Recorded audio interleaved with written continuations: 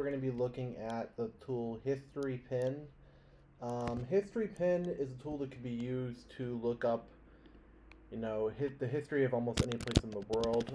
For example, I'll look at Amherst, Massachusetts. You see, you get lots of pins here that can be submitted by users. That like if you click on it, it'll show you a collection of images, usually some words about it.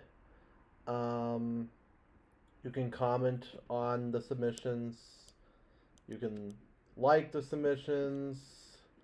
You can actually also create your own pins. You can, as you can see here, actually just ask to know my locations. A little preview on the privacy settings there. But as you can see, you can upload a pin. You could do a photo, a video. You could do text.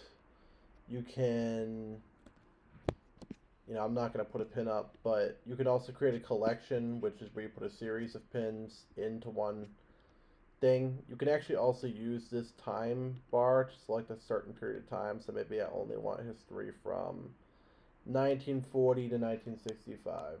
And this is what I got. So, in terms of privacy, I gave it a 3 because if you don't have an account, it's not going to track your data. However, if you make an account, it is very clear that it does do data tracking. Obviously, it just asked me about my location when I tried to add in a thing. It does say that non-members don't get tracked, so that's why I gave it a 3 and not a 1 or a 5. As for usability, I gave it a 5. It's very easy to use, very easy to find. Some tutorials, there's lots of tutorial videos here for you to use. Accessibility, I gave it a 1 because there's no accessibility features, no text to talk, no accessibility statements, there's no... I suppose you could do, a multiple, you could do images and words, but there's no, screen readers.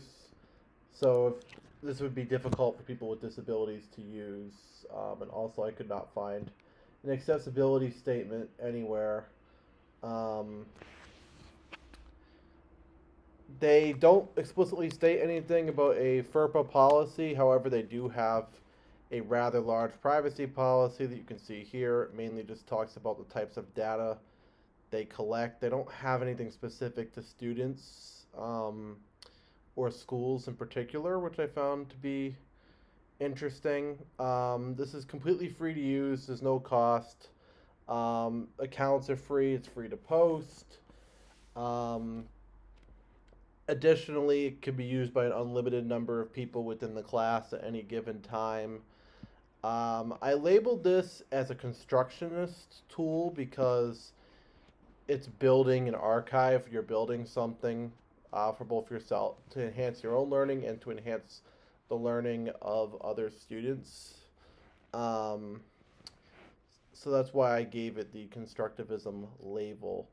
Overall, not a bad tool, but the lack of accessibility information is a bit concerning, and also, again, there is a risk if you do make an account of having significant data tracking, which it does open up about in its privacy policy.